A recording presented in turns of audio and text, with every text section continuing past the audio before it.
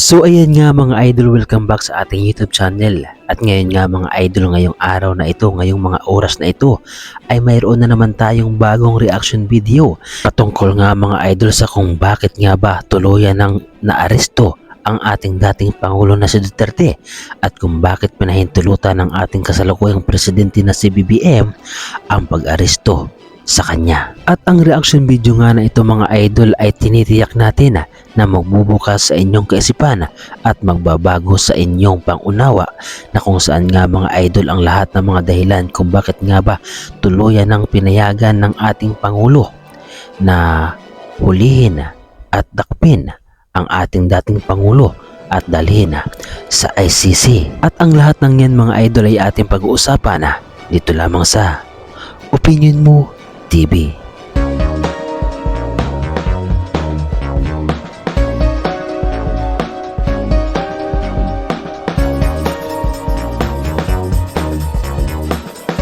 Kung babalikan natin mga idol ang mga mensahe ng ating dating Pangulo noon ay mismo sinabi nga mga idol ni dating Pangulong Duterte na si BBM ay walang kinalaman patungkol nga mga idol sa kaso na ikinakaharap ni Duterte, lalo na nga mga idol tungkol sa ICC. Ang lahat ng ito mga idol ay sinabi mismo ng ating dating Pangulo.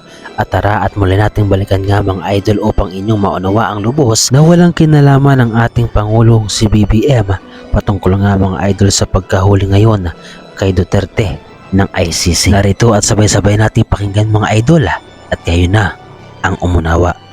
If there is anything that I did, it was because I did it for my country. Marcos, walang ano dyan.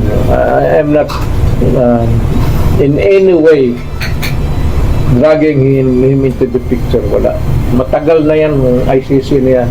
Malinaw mga idol na sinabi noon ng ating dating Pangulo na wala talagang kinalaman si BBM sa mga nangyayari. Bakit nga ba ngayon nga mga idol ay tila babaliktad na ang sitwasyon at tila nga mga idol lahat ng mga nangyayaring hindi maganda ay isinisisi na lamang lahat kay BBM. Para sa aking sariling opinion mga idol ay alam ko na alam ng ating Pangulo na si BBM na mayroon ng warrant of arrest sa ating dating Pangulo na si Duterte. Subalit bakit nga ba mga idol pinahintulutan o pinayagan ng ating Pangulo na tuluyan ng mahuli si Duterte? At ang kasagutan nga mga idol ay mga galing mismo sa Duterte supporters na kung saan nga mga idol ay inilahad niya ang buong katotohanan, ang buong posibleng dahilan nga mga idol kung bakit pinayagan na ng ating Pangulo na si BBM na mangyari ang mga bagay na ito kay Duterte. At sa mga DDS supporters dyan mga idol ay baka maibas nyo na naman ako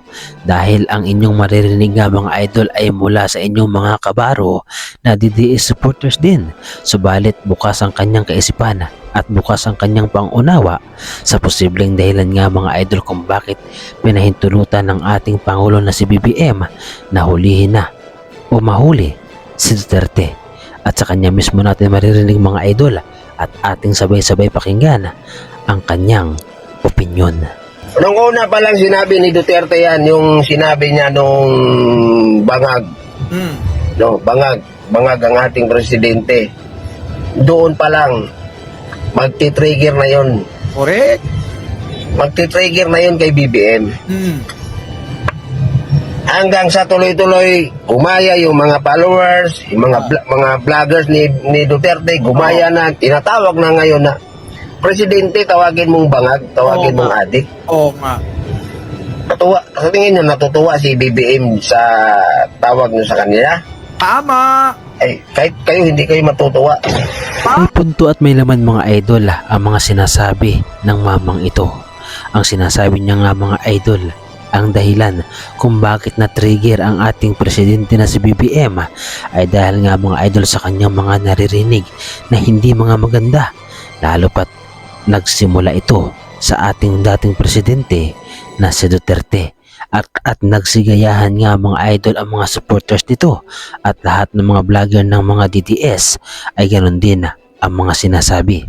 Sino nga ba mga idol ang taong matutuwa kapag sinabihan kang bangag at adik. Kaya naman ayon sa mamang ito nga mga idol ay walang ibang dapat sisihin kundi ang mga supporters ni Duterte at ang mismong pamilya ni Duterte na walang habas magsalita ng hindi maganda laban sa ating Pangulo. Sino nga ba mga idol ang matutuwa sa mga pahayag ng mga DDS supporters kung pare-pareho ang kanilang mga sinasabi na bangag at adik ang ating Pangulo? Alam niyo ba kung sino talaga ang may kasalanan? Bakit na-aristo? Oh. Nagkaroon ng warrant of arrest si Duterte? Sino? Ako guys, sabihin ko sa inyo, guys, ako sinasabi ko to, hindi ako, sa totoo lang, no? Ako hindi ako BBM. Oh. Pero bakit ganito ang reaction ko? Re-real talking ko na kayong mga supporters ni Duterte, Ha? no? Kung bakit na-arresto si Duterte? Oh. Dahil lang din sa mga Duterte. Oo nga. Ito, Oo. dahil na rin sa kanila, sa mga Duterte, at may partisipasyon din yung mga supporters at followers ni Duterte. Bakit? Kayo, tanungin ko kayo, kayong mga supporters ni Duterte, Ha? natuwa ba kayo kung sasabihan kayo na bangag? Oh, yan na nga. Hmm. Matuwa kayo? Oh. Si BBM may pamilya, Hmm. may mga anak, Correct. may advisor. Hmm. May advisor yan.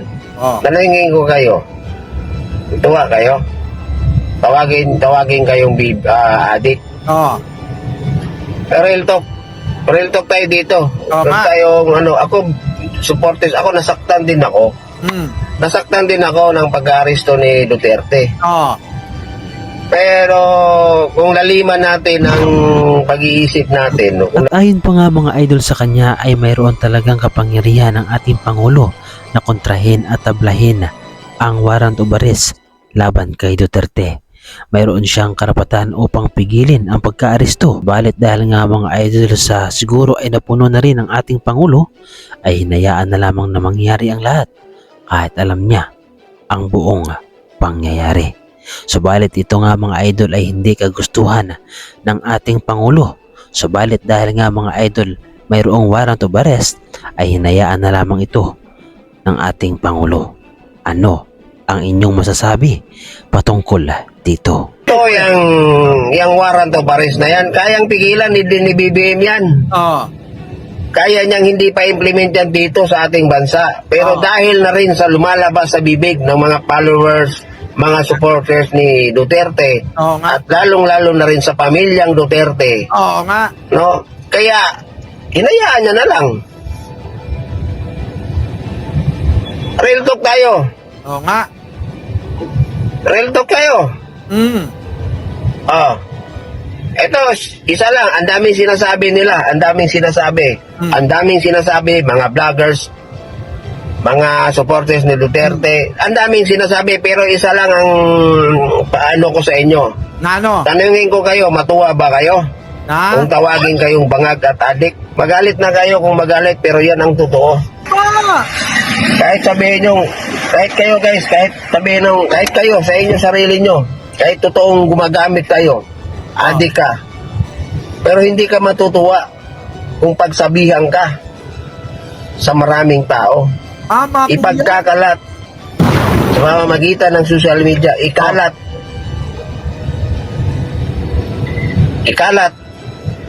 isigawan sa buong mundo, ipaalam sa lahat ng tao, sa lahat ng Pilipino, Oh. na ikaw ay adik at ikaw ay bangag. Matutuwa ka kaya? Sana mga idol ay mayroon tayong napulot na aral sa reaction video na ito. Sana ay mayroon tayong natutunan kay Kuya na kung saan nga mga idol ay malalim ang kanyang pangunawa. At sana nga mga idol ay mabago ang ating kaisipan na ang sobrang panatiko mga idol sa politiko ay hindi maganda at ito ay nakakasama at nakakasira ng pamilya. Ano pa man ang mangyari mga idol ay kinakailangan nating igalang ang ating gobyerno.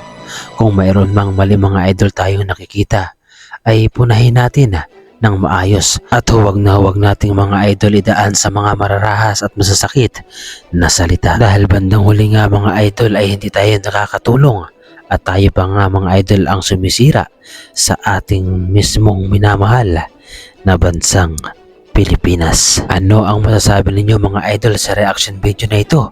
At kung mayroon kayong gustong sabihin mga idol ay malayo ka magkomento at magbigay ng reaksyon at opinyon sa baba sa ating comment section. So paano mga idol, hanggang dito na lamang muli ang ating reaction video. At kung nagustuhan ninyo mga idol ang reaction video na ito, ay pahingi naman ako ng isang like, subscribe, at kung pwede ay pakapindot na rin ang ating notification bell button para updated pa kayo sa lahat ng ating mga reaction video na katulad nito. Maraming salamat mga idol.